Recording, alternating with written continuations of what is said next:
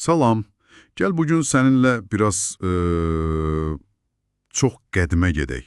Zaman maşınına minib birbaşa Azıq mağarasına. Heç bilirdim bu adın mənası nədir? Deyilənə görə qədim türk dillərində ayı deməkdir.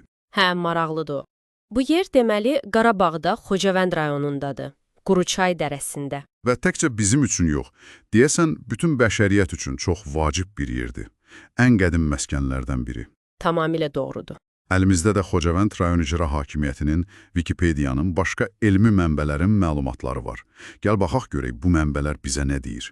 Azıxın sirləri, o qədim sakinlər, tapıntılar nə anlam verir? Milyon il əvvəl orada həyat necə olub, hə? Hə, başlayaq. Azıq dediyin kimi dünya arxeologiyası üçün çox böyük tapıntıdır.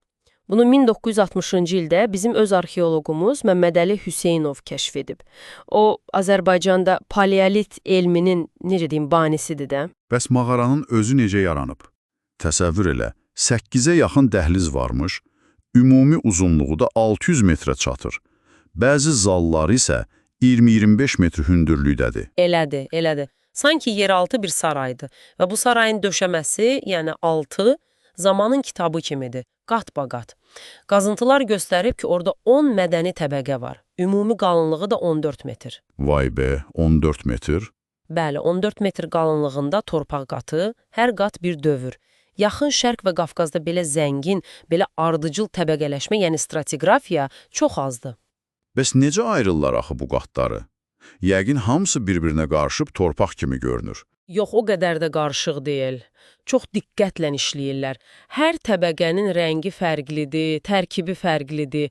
İçindəki tapıntılar, daş alətlər, heyvan sümükləri, hərəsi öz dövrünün, belə deyər, imzasıdır. Məsələn, ən alt təbəqələrdən başlayaq. Vixa. Bunlar Quruçay mədəniyyəti adlanır. Çox qədimdir. Təxminən 2-2,5 milyon ildən 700 min il əvvələ qədərki dövrü əhatə edir. İnanılmazdır. Hə, mənbələrdə də yazır ki, oradan tapılan alətlər çox çobud olub. Belə primitiv. Bəli. Çay daşlarından düzəldiblər. Sadəcə qəlpələr qoparıb iti kənarlar yaradıblar. Chopper, chopping deyirlər bunlara. Amma bax, maraqlısı nədir? Bu Quruçay alətlərinin hazırlanma texnikası var ha, o dövrdə dünyanın başqa yerlərində tapılanlardan fərqlənir. Necə yəni fərqlənir? Bu o demək ola bilər ki, Azıq bəlkə də ilk insan qruplarının bir növ təcrid olunmuş, özünə məxsus inkişaf yolu keçdiyi bir yer olub. Yəni, bəlkə də bura Afrikadan gələn ilk miqrasiya dalğalarının bir qolu idi, amma sonra öz yolu ilə gedib. Çox maraqlıdır. Deməli, Azərbaycan ərazisi insanlığın ilk beşiklərindən biri ola bilər. Yaxşı, biraz yuxarı qalxaq zaman pilləkənində V və V təbəqələri. Aşel mədəniyyəti. Bəs bu dövrdə nə baş verir?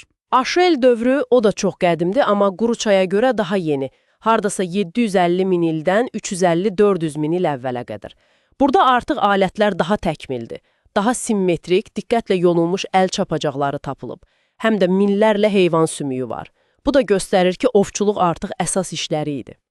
Amma deyəsən V təbəqənin əsl sürprizləri var. Mən nəsə o dizləri barədə eşitmişəm, düzdür? Hə, tamamilə düzdür. V təbəqədə təxminən 400 min il əvvələ aid ocaq izləri tapılıb. Bu inanılmazdır. Oddan istifadə etmək. Bu, həqiqətən də böyük kəşfdir. Bəşər tarixində bir dönüş nöqtəsi. Bəli, və təkcə bu deyil. Elə həmin V təbəqədə, divarda, belə xüsusi bir taxça kimi yerdə qəribə şəkildə düzülmüş mağara ayısı kəllələri tapılıb. Ayı kəllələri və bunu ilk dini inanclarla əlaqələndirirlər. Bu, necə deyim, biraz cəsarətli fərziyyə deyil, bəlkə başqa izahı var. Əlbəttə, bu birbaşa sübut deyil, yozumdur, interpretasiyadır. Amma düşünəndə ki, o kəllələr niyə məhz ora, xüsusi bir yerə, belə qeyri-adi şəkildə yığılıb, niyə başqa sümüklərlə, tullantılarla bir yerdə deyil? Bax, bu detallar təsadüfi görünmür. Çox alim düşünür ki, bu o qədim insanlar üçün ayının xüsusi bir anlam daşıdığını göstərir. Bəlkə də ibtidai totemizm ya da hansısa ritual davranışların ilk işarələridir. 400 min il əvvəldən söhbət gedir. Çox maraqlı yanaşmadır. Və bu, heyrətamiz V təbəqənin başqa bir hədiyyəsi də var axı, azıxantrop. Elədir. 1968-ci ildə Məmmədəli Hüseynovun ekspedisiyası həmin təbəqədən çox vacib bir şey tapdı. 350-400 min il yaşı olan qədim insana aid alt çənə sümüyü. Və ona azıxantrop adı verdilər, azıq adamı. Bəli, təxmin edilir ki, bu 18-22 yaşlarında bir qadına aid olub və fiziki quruluşuna görə o pitakantrop kimi daha qədim formalarla neandertallar arasında bir keçid mərhələsindədir. Yəni, bir növ əlaqələndirici halqa. Bunun əhəmiyyəti nədir bəs? Əhəmiyyəti çox böyükdür. Çünki belə tapıntılar insanın təkamül zəncirindəki boşluqları doldurur. Azıxantrop həm Qafqaz və Yaxın Şərqdə tapılan ən qədim insan qalıqlarından biridir, həm də ümumiyyətlə insanlığın necə inkişaf etdiyini anlamaq üçün çox dəyərli bir ipucudur. Bəs daha yuxarı təbəqələr? Üçüncü təbəqə necə? Üçüncü təbəqə Orta Paleolit dövrünə aiddir. Yəni, hardasa 120 min ildən 40 min il əvvələ qədər. Buna Mustiye mədəniyyəti deyirlər. Bu dövrdə neandertal tipli insanlar yaşayıb. Alətlər daha da təkmilləşib, növləri artıb. Bəs ikinci təbəqə? Deyəsən o biraz fərqlidir. Hə, ikinci təbəqə çox maraqlıdır. Ona lal təbəqə deyirlər. Çünki içində demək olar ki, heç nə tapılmayıb, boşdur. Görünür ya o dövrdə mağarada yaşayış olmayıb, ya da nəsə olub, izlər qorunmayıb. Ən üstdəki təbəqədə nə var, bəs? Ən üstdəki, yəni birinci təbəqədə isə artıq daha sonraki dövrlərə aid tapıntılar var. Tunc dövrü, hətta orta əsrlərə aid tək-tük saxsı qab qırıqları. Bu da onu göstərir ki, mağaradan sonralar da, məsələn, çobanlar filan sığınacaq kimi istifadə ediblər. Deməli, azıq sadəcə bir mağara deyil, bu sanki 2,5 milyon illik bir insanlıq tarixini özündə saxlayan bir arxivdir. Quruçay mədəniyyətindən tutmuş azıxantropa, oddan istifadəyə, ilk inancların izlərinə qədər. Çox təəssüf ki, işğal dövründə ora ziyan dəyib, qanunsuz qazıntılar aparılıb. Amma yaxşı xəbər odur ki, azıq yaxınlıqdakı Tağlar mağarası ilə birlikdə 2023-cü ildə UNESCO-nun Ümumdünya İrsinin ilkin siyahısına daxil edilib.